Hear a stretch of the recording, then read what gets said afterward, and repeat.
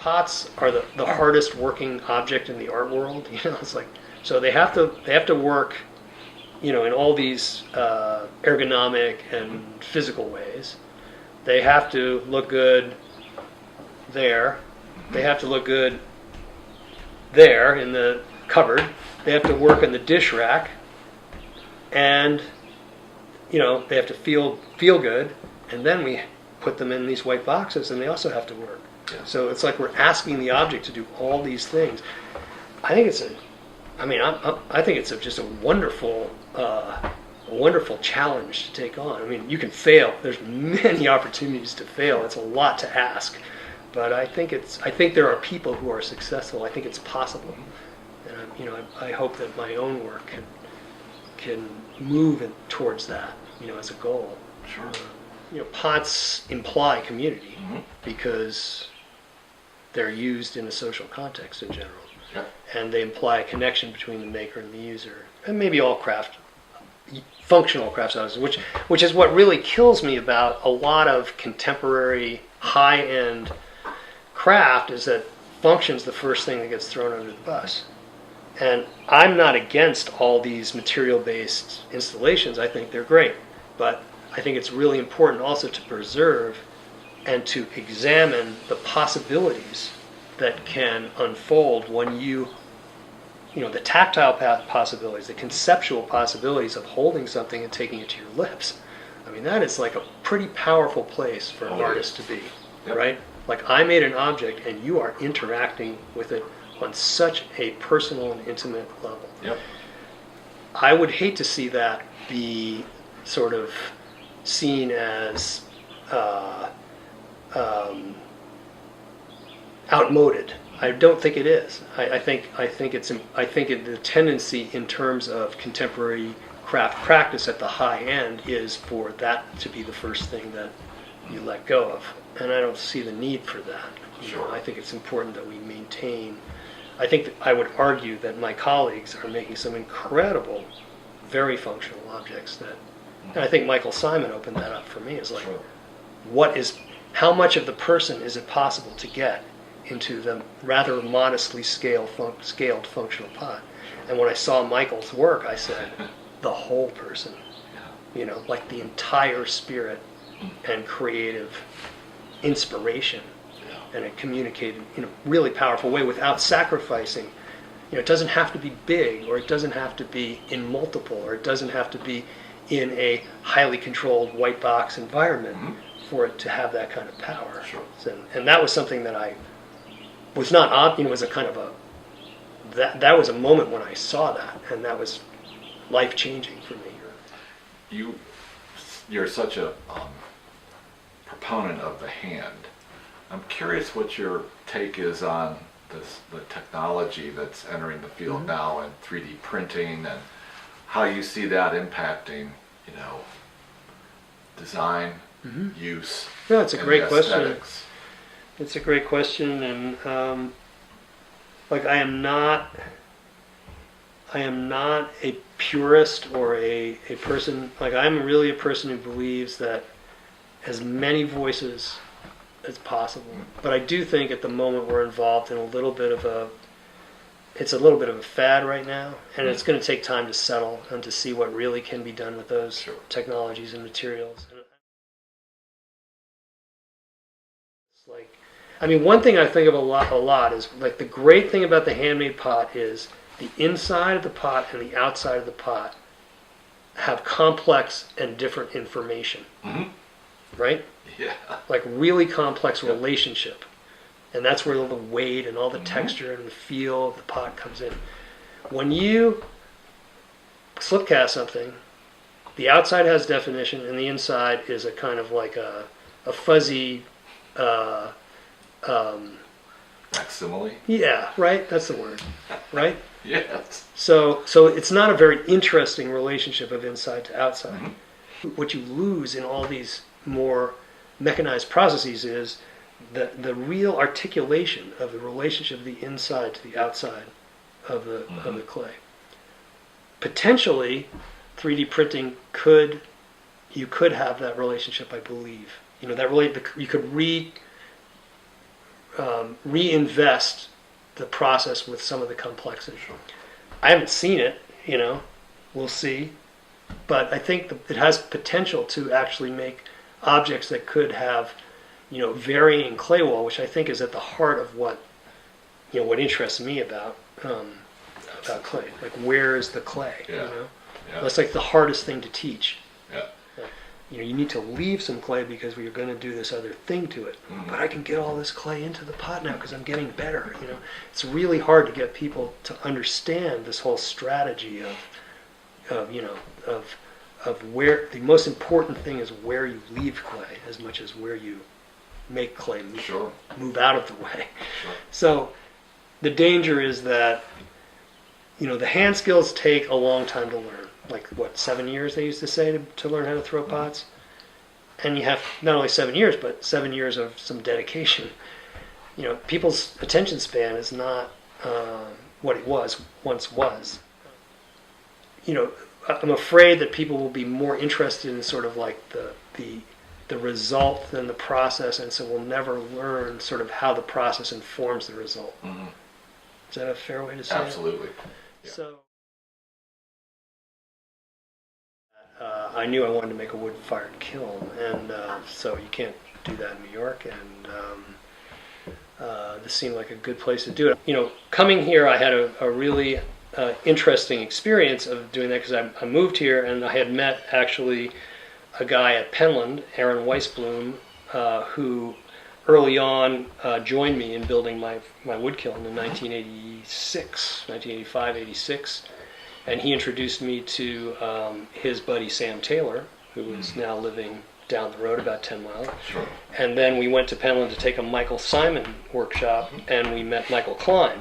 So Michael and Sam and I worked together here for 12 years together. So that was quite a very close and unusual experience, and we were really quite ignorant. And by mutual aid, criticism, competition, support, we were really able to all become professionals and it was great. I was very lucky because they're really all the two other artists they're really excellent artists, and it was a wonderful opportunity and experience to have sort of come up, three of us. So we were all here. Like, I remember once I was making these jars that were like kind of like faceted and twisted, and Sam said, "Those look like a knee injury." That kind of thing. Like, it's humorous, but it's it's also telling you something. And Sure. there's a lot of fun and hijinks, and there was a lot of play, but also, we were very close. It was an incredible time, really. And now, this sort of community that I do have these collaborators. We do our studio tour coming right up, Hilltown 6, and that has provided some greater scope of people that I'm working with. But I've had 6 or 7 apprentices over the last 21 years. They've come for 3 years, and 2 of them have settled here. 3 of them actually now have settled here. Sure. So that's another type of experience of collaboration and camaraderie and support. And it's been great to watch them really come into their professionalism and put down roots. And I think the area has grown tremendously, not only because of their joining the community of potters, but also other potters who've come in. For example, Eric Smith and quite a few. I keep hearing about people who I haven't even met moving to the area. So would you say that kind of formative period precipitated a passion for sharing knowledge, and that might have inspired your apprentice Absolutely. program? Well, I think absolutely, because as Michael and I were, because Michael and I were sharing the studio, and as we started to have more demand on our work, I put that addition on the studio. Right. And then when Michael left to become the resident at Penland, I had this space. So that was one thing. And I also was used to that kind of companionship. And I was thinking about, like, what's the next step? I have a a deep belief in mutual aid and solidarity and extra institutional education and projects. We were just talking about the frustrations of institutions, and to me, it's just shocking every time I interface with an institution, just how long it takes to do any damn thing and how expensive it is. Yeah. So, I mean, one of the, I'm working on this apprenticeship project now to create an entity to support apprenticeship, which has sort of come out of this, my interest in it, sort of document the various models and to make it easier for people to do. And Sure. I mean, one of the issues is like, if you love the field and you want the field to continue, it's absolutely unsustainable for people to be carrying debt and trying to be artists, because the overhead, the only reason I'm successful is because my overhead is really very low. And if I was carrying an extra whatever it is, $200, $300, $400, $500 a month student loans, I wouldn't be able to make this choice. So you don't want the field to become only possible for people who have means, which is becoming increasingly a problem. It's a grand problem in our society right now, right? Privilege and access and I have this other project, which is this Pots on Wheels truck. I don't know if you've seen this, the yellow taco truck, which is an outreach gallery project space. And it's partly that. It's like, it's not acceptable that the field is so white and so upper middle class. It's just not going to work. It's like, that's not the field I want to be part of. So like, what are you going to do to change it? Like, so we have to make different access points that make it possible for people to be exposed to handmade. It's really more of an emergency when you have kids who don't even have an art teacher. Right. What is that? Who have absolutely no opportunity. I mean, we've had really very good experiences in the schools we've been in. So we were recently at a public school, and we had, I think, 6th graders were going to come in, and the principal said, "We've got these 4 boys. And they're really, you really have to be careful with them. You have to be right on top of them. And I'm reading them the riot act before they walk in here." So they came in a little bit later. Well, Eli, who you met, was up there making race car dragons with them. Wow. And they had the most fantastic, there was no way, in any way, that we saw any hint of misbehavior, of lack of focus, and I think that's partly the material. And sure, look, we saw them for 2 hours. We're a novelty. I'm not going to say that, but I think there's something about the permission and the agency that moment gives you. Sure. Like, I'm going to make something that I want to make. Like, there are no rules. We're telling people, you make the rules. You decide what you're going to make and how you're going to make it, and we'll help you. One project we did was at a very elite day academy in Albany. We talked to these kids about having control over what you're making and making your own choices, and about low overhead. And these kids are under so much pressure to go to good school, to move up the ladder and have lucrative, high status jobs. And it was wild. We had such an incredible response. People were like, "Well, so you do this?" Yes, we do this. Well, how do you do it? People wanted to hear more about, like, what is it to be an artist? What is it to make things? How do you live? It's just like incredible. These kids, all the way from pre-K through high school, were just like, they wanted to hear more. It was pretty interesting. And all in all, very, I'm sure that we will encounter problems somewhere down the line, but very good experiences generally in terms of principals and teachers. And once they see that we're capable of engaging these kids, And I believe that, and maybe any material could be, but I think clay is particularly transformational on a personal level. Yeah.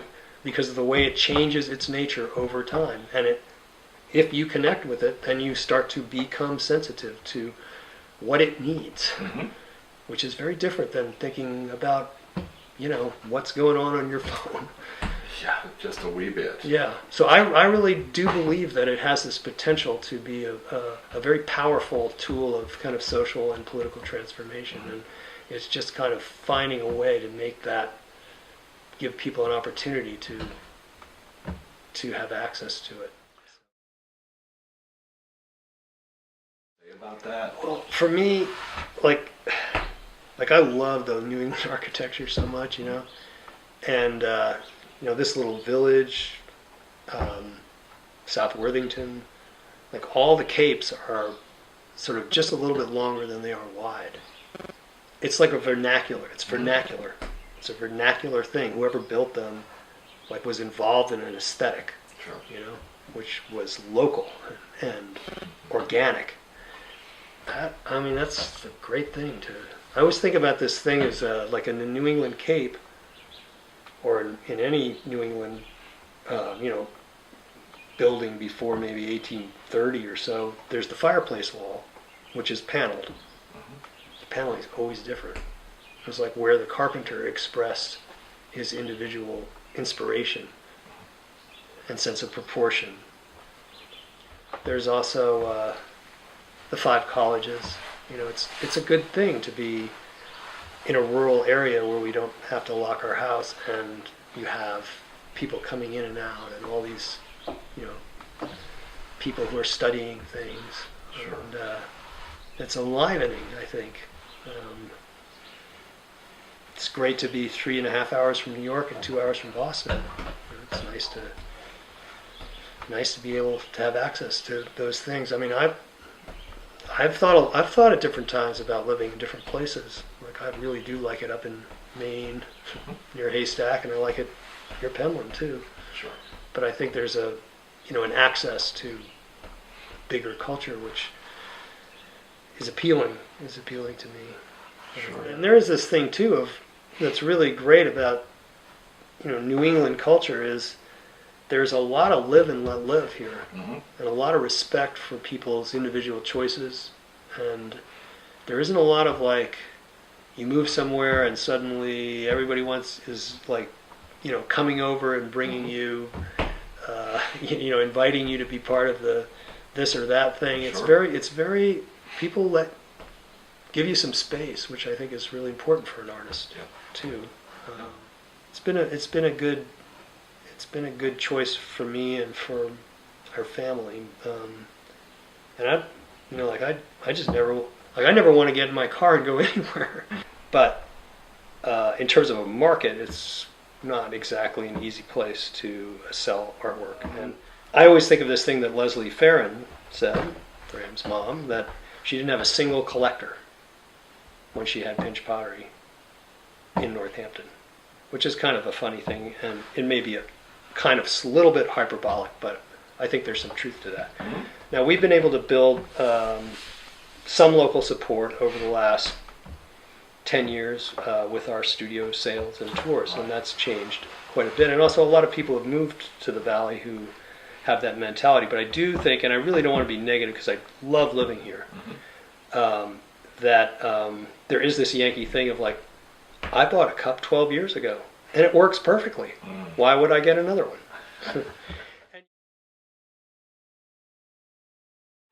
Look, in the Northeast, we have a lot of hierarchy. We have more hierarchies, I think, around fine art and craft.